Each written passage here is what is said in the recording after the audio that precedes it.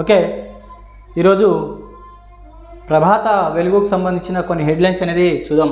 ఇక రిజర్వేషన్లు 50% కంటే ఎక్కువే ఇస్తాం. ప్రతిపక్ష నేత రాహుల్ గాంధీ క్లారిటీ. తన మాటల్ని బీజేపీ వక్రీకరించిందని ఫైర్. ఇక ఇండియాలో 90% మంది బీసీలు, ఆదివాసులు, దళితులు అభివృద్ధిలో ప్రాతినిధ్యం దక్కట్లేదు. దేశంలోనే టాప్ 200 వ్యాపారాలు ఆధిపత్యం చెలాయిస్తుంది. 10% మంది అత్యున్నత న్యాయస్థానంలో సైతం పేదల భాగస్వామ్యం లేదు.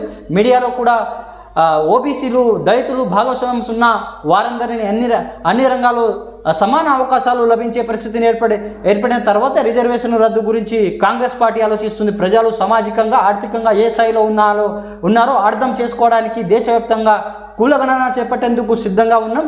కులగణనతో దేశంలో అన్ని వర్గాల సామాజిక న్యాయం దక్కుతుందని రాహుల్ గాంధీ వ్యాఖ్యానించడం జరిగింది.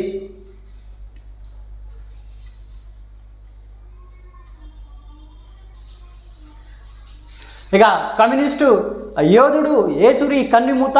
అనారోగ్యంతో ఢిల్లీలో ఎయిమ్స్ తుది శ్వాస. లంగ్స్ ఇన్ఫెక్షన్తో హాస్పిటల్కి చేరిక. పరిస్థితి విషమించడంతో మృతి. ఇక డెడ్ బాడీని ఎయిమ్స్కు డొనేట్ చేసిన కుటుంబ సభ్యులు. స్టూడెంట్ అంతా నేత నుంచి రాజ్యసభ సభ్యుడిగా 5 దశాబ్దాల పాటు ప్రజాసేవ. సంతాపం ప్రకటించిన రాష్ట్రపతి ముర్ము. ఇక ప్రధాని మోదీ. కమ్యూనిస్టు యోధుడు CPM general secretary Sitaram Yechury 72 సంవత్సరాలు కన్నుమూశారు. ఊపిరితిత్తుతో ఇన్ఫెక్షన్లో ఢిల్లీలోని ఎయిమ్స్లోని కొద్ది రోజులుగా చికిత్స పొందుతూ ఆయన ఆరోగ్య విషమించడంతో గురువారం మధ్యాహ్నం 3:03 తుది శ్వాస విడిచారు. సీతారాం ఏచూరి మృతి వార్తను ఆయన కుటుంబ సభ్యులతో పాటు ఎయిమ్స్ డాక్టర్లు ధృవీకరించారు. ఆగస్టు 19న అస్వస్థతకు గురైన ఏచూరి కుటుంబ సభ్యులు ఎయిమ్స్కు తరలించారు. ఎమర్జెన్సీ వార్డులో ఉంచి డాక్టర్లు ట్రీట్మెంట్ ఇచ్చారు. ఆరోగ్య పరిస్థితి మరింత విషమించడంతో ఐసీయూకు తరలించారు. ఇక ట్రీట్మెంట్కు బాడీ సహకరించకపోవడంతో చివరికి తుది శ్వాస విడిచారు సీతారాం ఏచూరి. ఈయన 5 దశాబ్దాలుగా సిపిఐఎం మార్క్సిస్ట్ పార్టీకి సేవలు అందించారు. మన దేశంలో ప్రజాస్వామ్య కోసం ఈ పార్టీ అనేది కృషి చేసింది 1960 దశాబ్దంలో. సో ఈరోజు ఈయన ఢిల్లీలో ఎయిమ్స్ హాస్పిటల్లో తుది శ్వాస విడిచారు. ఇక ఫిరాయింపులపై కోర్టుకు ఏ ఆర్డర్ ఇచ్చినా మాకు మేలే. ఎమ్మెల్యేలను పక్క పార్టీల వైపు చూసినప్పుడు అనర్హత వేటుపడే పరిస్థితి ఉంటే కాంగ్రెస్ ప్రభుత్వానికి ఎలాంటి డోకా ఉండదు. ఫిరాయింపులు అస్పష్టమైన చట్టం వస్తే బీఆర్ఎస్ నుంచి పార్టీ మారిన ఎమ్మెల్యేలు సంబంధం లేకుండా కాంగ్రెస్లో 65 మంది ఎమ్మెల్యేలు కలిసి ఉంటారు. ఇక ఇప్పుడు సమస్య ఏముంది? ఇక మొన్నటి అసెంబ్లీ సమావేశాలు చివరి రోజు బీఆర్ఎస్ ఎమ్మెల్యేలు సంఖ్య 38కి అని స్పీకర్ ప్రకటించారు. అప్పుడు తమ సంఖ్య 38 కాదని బీఆర్ఎస్ నేతలు ఎందుకు చెప్పలేదు? నాడే పార్టీ ఫిరాయింపులపై ఎందుకు వాళ్ళు నోరు మొదపలేదు అన్నట్టు సీఎం రేవంత్ రెడ్డి వ్యాఖ్యానించడం జరిగింది. పార్టీ మారే వాళ్ళ అనర్హత వేటు పడుతుందంటే మా ప్రభుత్వానికి డోకా ఉండదు. సర్కారును కులుస్తున్నవాళ్ళు ఇప్పుడు ఫిరాయింపులపై లొల్లి పెడుతున్నారు సీఎం రేవంత్ రెడ్డి. ఇక ఫిరాయింపులు మొదలుపెట్టిన బీఆర్ఎస్ బై ఎలక్షన్ పేరుతో KTR psychological game.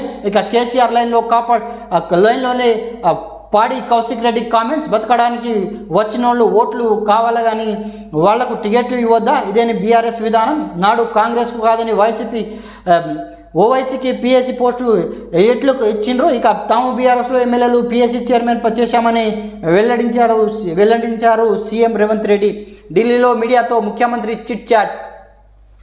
Party ఫిరాయింపులపై high court ఏ ఆర్డర్ ఇచ్చినా అధికారంలో ఉన్న కాంగ్రెస్ పార్టీకి మేలు జరుగుతుందని సీఎం రేవంత్ రెడ్డి అన్నారు. ఇక పార్టీ మారే వాళ్లపై అనర్హత వేటు పడుతుందంటే తమ ప్రభుత్వానికి ఎలా డోకా ఉండదని ముఖ్యమంత్రి తాను కూడా హ్యాపీగా ఉంటానని ఆయన పేర్కొన్నారు. కాంగ్రెస్ నుంచి 15 మందిని లాగి ప్రభుత్వాన్ని కూల్చేస్తామని ప్రతిపక్షాలు పదే చెప్పాయి, కుట్రాలు చేశారు. ఇప్పుడు వాళ్లే పార్టీ ఎమ్మెల్యేలు ఫిరాయింపులు వ్యతిరేకంగా పోరాడుతున్నారు ఇక అని అన్నారు. కేసీఆర్ లక్కీ నంబర్ 66 ప్రస్తుతం మా దగ్గర ఉంది.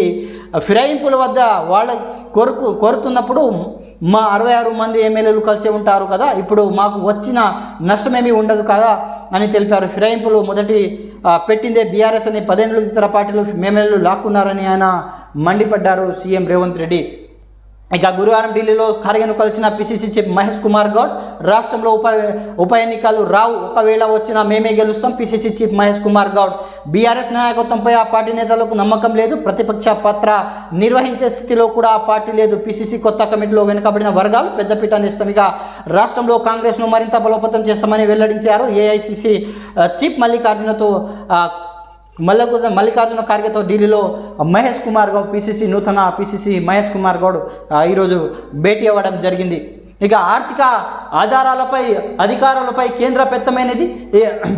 ఇక ఈ తీరుతోనే రాష్ట్ర అభివృద్ధి ఆటంకం. బట్టి విక్రమార్క. సెస్ సర్చార్జులు మొత్తం కేంద్రానిక. సహకార సమస్య స్ఫూర్తి ఏమైంది? రాష్ట్రాలకు సమాన అవకాశం కల్పించాల్సిందే. దక్షిణాది రాష్ట్రాలు కంప్లైంట్లు డిప్యూటీ సీఎం అన్నట్టు ఒక హెడ్లైన్స్ అనేది చూస్తున్నాం.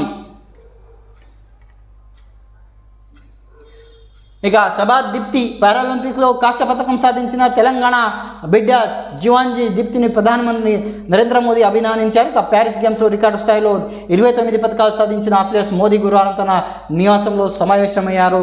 ఈమె తెలంగాణకు చెందిన క్రీడాకారులు, వరంగల్కి సంబంధించిన ఆమె.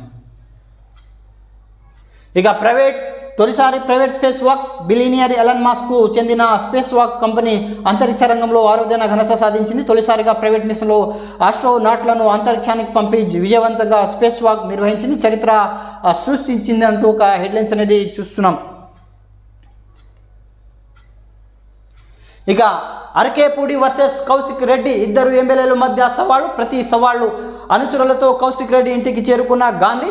ఇక టమాటాలు, గుడ్లు, రాళ్లతో దాడి, పులికుండెలు ధ్వంసం. ఎమ్మెల్యేలు గాంధీ అనుచరులపై కేసులు నమోదు. పోలీసులు నిర్లక్ష్యంతోనే దాడి జరిగిన హరీష్. ఇక సిపి ఆఫీస్లో బైఠాయింపు, మా ప్రభుత్వం వచ్చాక చూసుకుందామన్న వార్నింగ్. కౌశిక్ రెడ్డి ఇంటి వద్ద అరకేపూడి గాంధీ ఆయన అనుచరులు అన్నట్టు ఒక హెడ్లైన్స్ అని చూస్తాం. ఇక దోషి గఫర్ చిన్నారిపై అత్యాచారం, దోషిగా ఉరి శిక్ష. బైతురాలి ఫ్యామిలీకి 10 లక్షలు ఇక పరిహారం ఇవ్వాలని ఆదేశం. సంగారెడ్డి జిల్లా కోర్టు సంచలనం తీర్పు. ఇక 11 నెలల దోషికి శిక్ష పడేలా చేసిన పోలీసులు అభినందించిన జడ్జి అన్నట్టు ఒక హెడ్లైన్స్ అనేది చూస్తున్నాం.